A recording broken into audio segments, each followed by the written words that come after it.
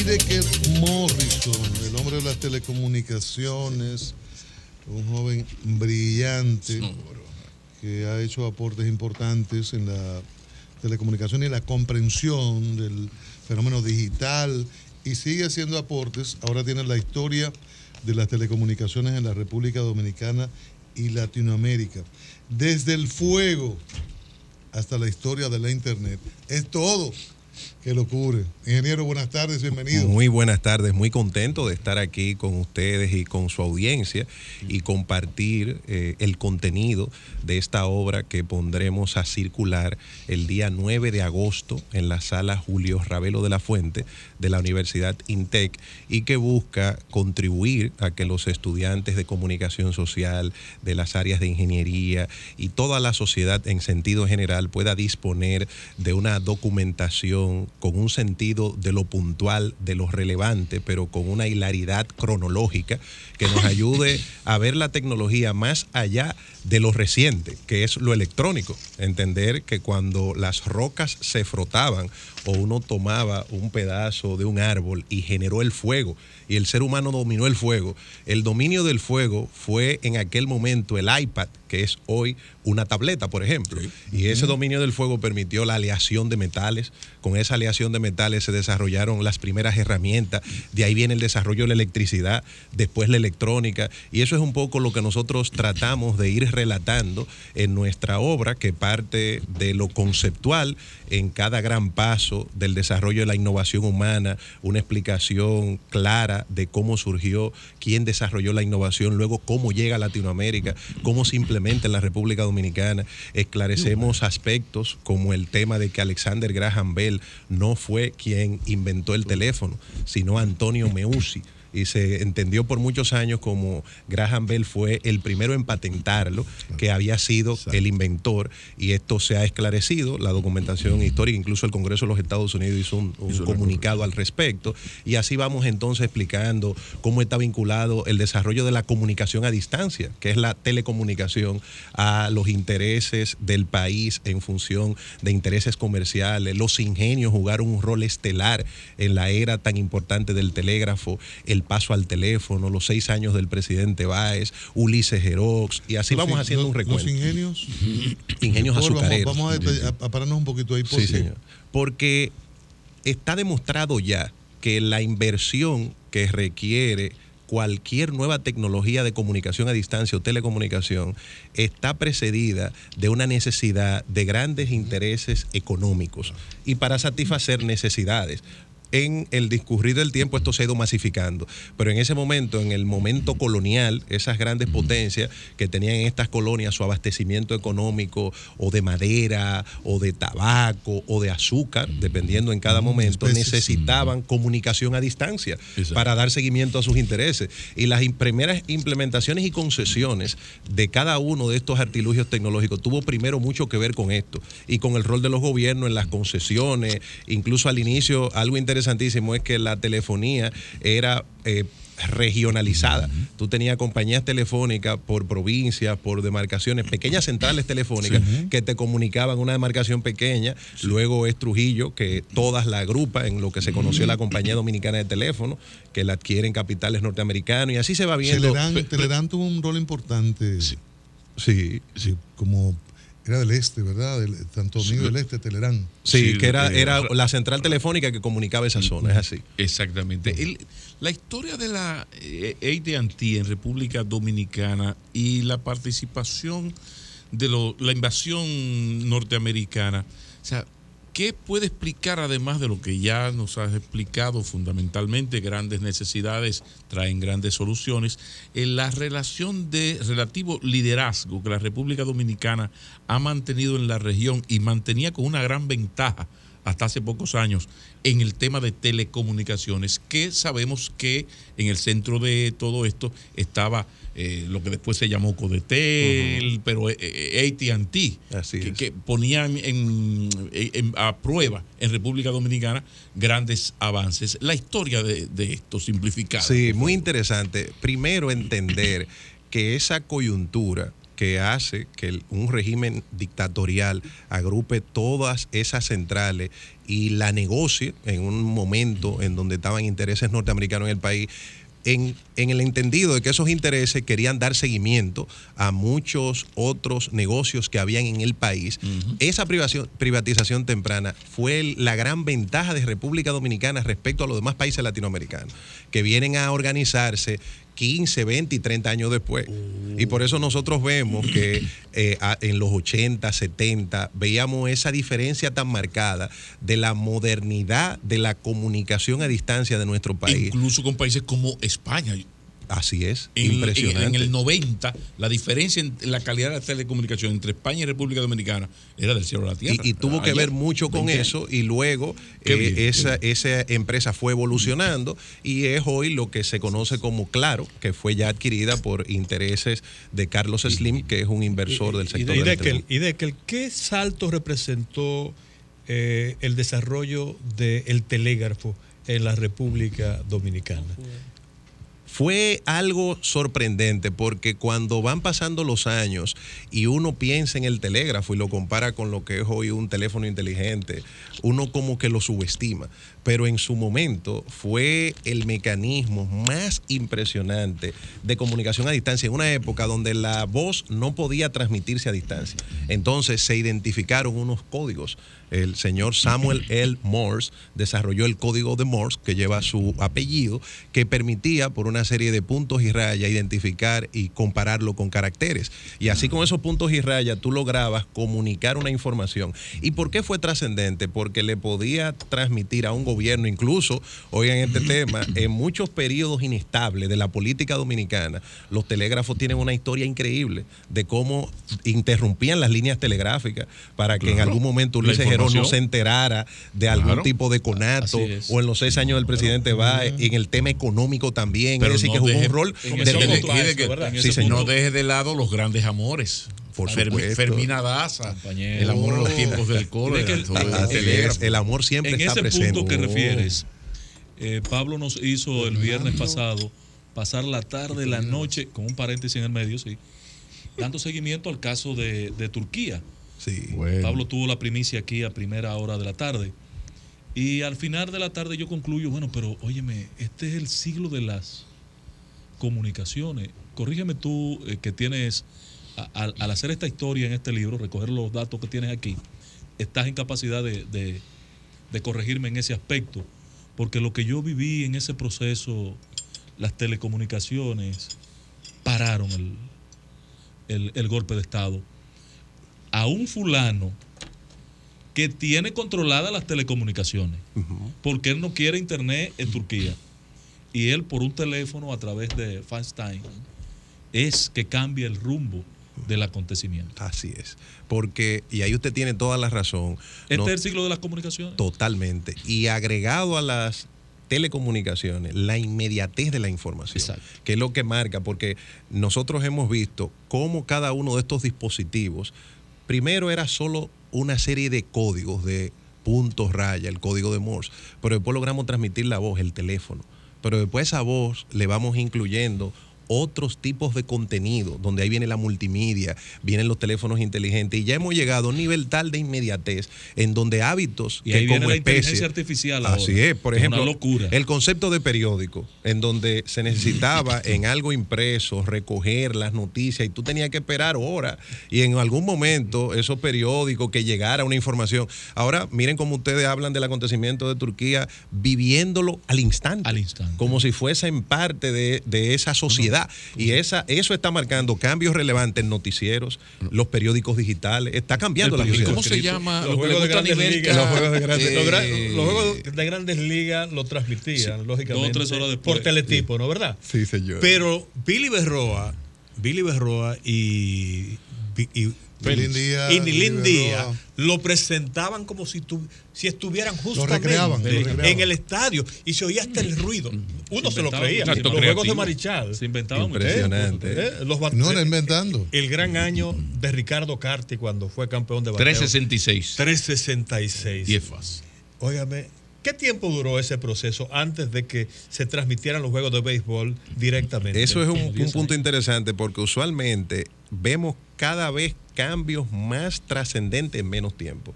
Todavía en esos periodos, los ciclos, por ejemplo, entre telégrafo, teléfono y esos artilugios eran de aproximadamente casi 100 años.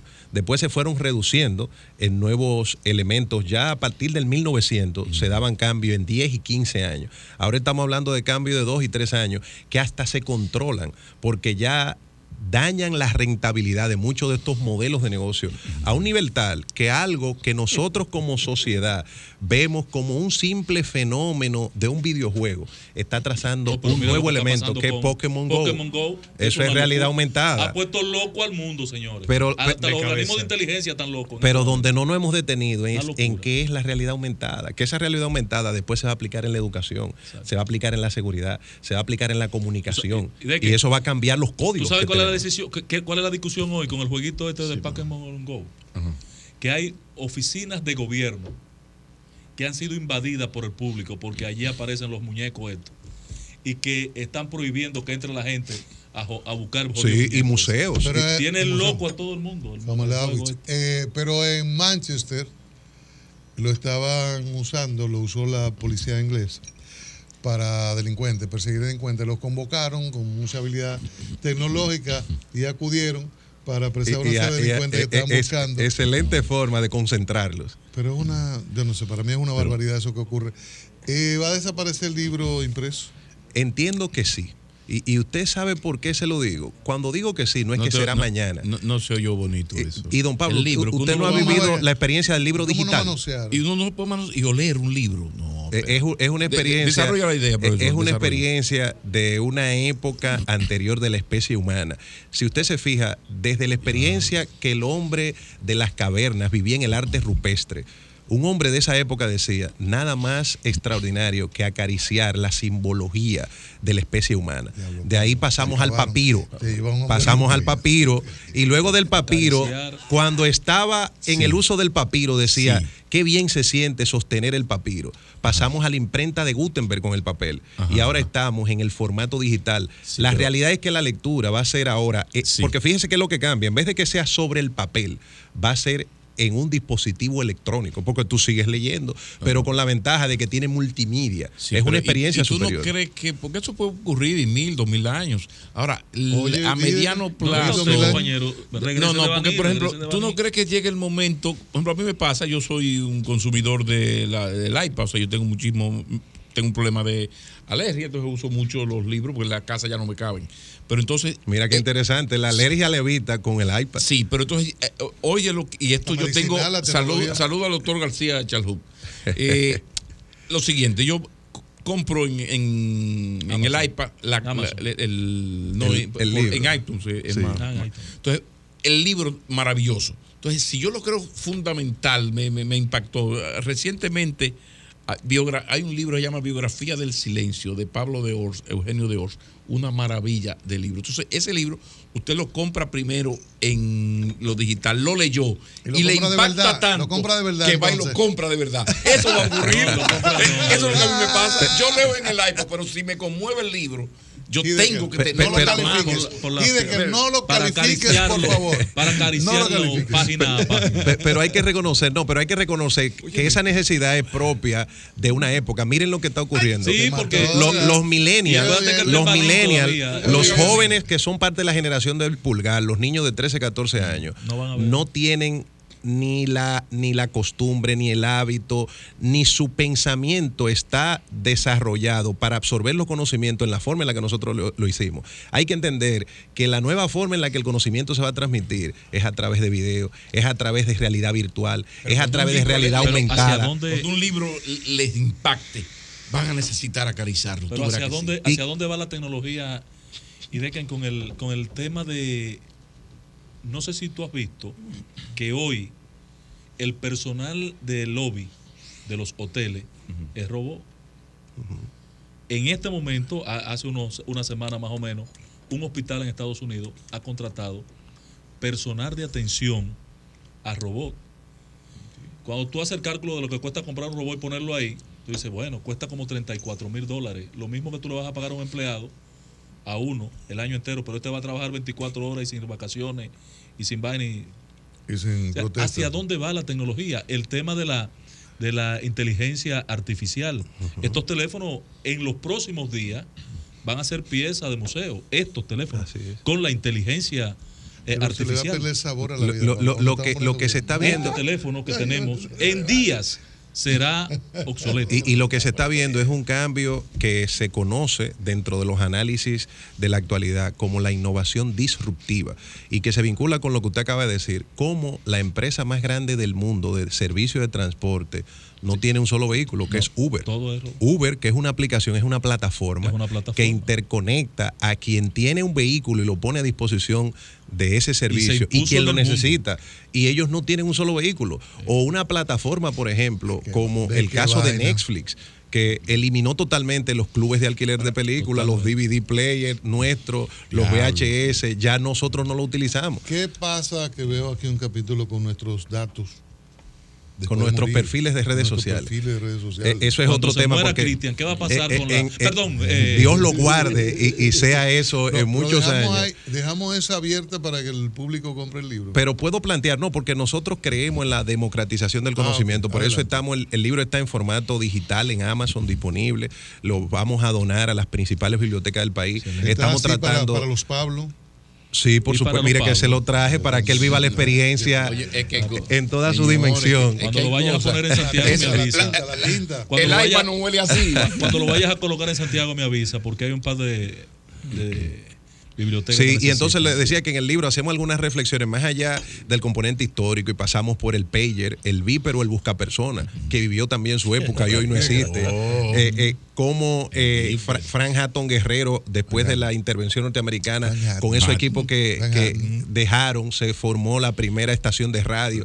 Y tenemos algunas reflexiones como esa, de que no nos damos cuenta de que nuestras cuentas de redes sociales son activos nuestros digitales. Así como usted es propietario de un apartamento, de un vehículo, un activo digital es esa propiedad en la era digital, en internet, porque esas cuentas tienen un valor económico, porque es un medio de comunicación. Imagínense, el que tiene 50,000 contactos es el equivalente a un medio que tiene una edición de 50,000 ejemplares de un periódico. Qué pocos. Y el efecto viral que tiene. ¿Puesta en circulación? 9 de agosto en la Universidad INTEC, 7 de la noche. Por supuesto, están todos ustedes invitados y toda su audiencia para que nos acompañen en ese momento que vamos a compartir ya oficialmente la puesta en circulación de nuestro libro. Mire, para otro día, Ejide, que me preocupó un reportaje que vi en El País sobre los youtubers, los niños, un campamento de verano. Entonces, la mayoría, consultas a niños 7, 8, 9, 10, 11, 12 años, y más que futbolistas, en España, querían ser youtubers. Entonces el entrenamiento era de cómo tener un canal, de qué hacer. Y usted tiene el dato de cuánto se gana siendo youtuber. Y del caso dominicano, aquí hay jóvenes dominicanos que están ganando 5, 10 mil, 15 mil dólares siendo youtuber por el pago, porque YouTube es una plataforma de video gratuito. Cuando usted es youtuber es que usted coloca contenidos de videos en YouTube y YouTube le paga a usted, si sus videos tienen muchos views, le paga por la publicidad que ellos colocan sobre esos videos. Y la distribución de pago de publicidad es multimillonario. Ese video que ustedes vieron que generó un joven en el país que salió en paños menores en un juego de béisbol, por ese video ese joven se ganó como 20 mil dólares. No diga eso. Vamos a salir tomemos las medidas de rigor. Pero a Rafael no le dieron nada por salir ahí en Plaza Ágora. Porque si tiene una cuenta en YouTube y sube su video y lo registra, hay todo un proceso de gestión, es lo que se llama monetización. Yo creo que vas a tener que volver uno de estos días para que hagamos una entrevista sobre los efectos de este mundo virtual, de este desarrollo tecnológico en la vida de la gente. Con muchísimo gusto. Ponga usted el día y aquí estaremos. Y vamos a traer datos. Tenemos más de 30 años, estamos preocupados. Pero yo creo que ya pasamos los 45. ¿Cómo está el acceso de la población al Internet en la República Dominicana en comparación con el resto de América Latina, por ejemplo? El desafío del acceso a Internet es una realidad socioeconómica y se vincula mucho al ingreso per cápita de un país. Por lo tanto, nosotros que todavía somos un país en vía de desarrollo, tenemos una brecha digital que trabajar, que se puede estimar en aproximadamente un 50%. Historia de las telecomunicaciones, el 9 de agosto, 9 de INTEC, sala Julio Ravelo de la Fuente, en la Universidad INTEC. Felicitaciones. Muchas gracias, un placer estar con ustedes. Yo aprendo mucho contigo. Gracias, un honor para mí, un honor y privilegio. Usted sabe que se le admira y quiere mucho. No le haga caso a los tigres de Hochi. que se pone a relajar por tu corrección. Sigue así. Todo el que maneja comunicación o hace comunicación debe tener este libro. Así es. Cambio fuera, Maurice.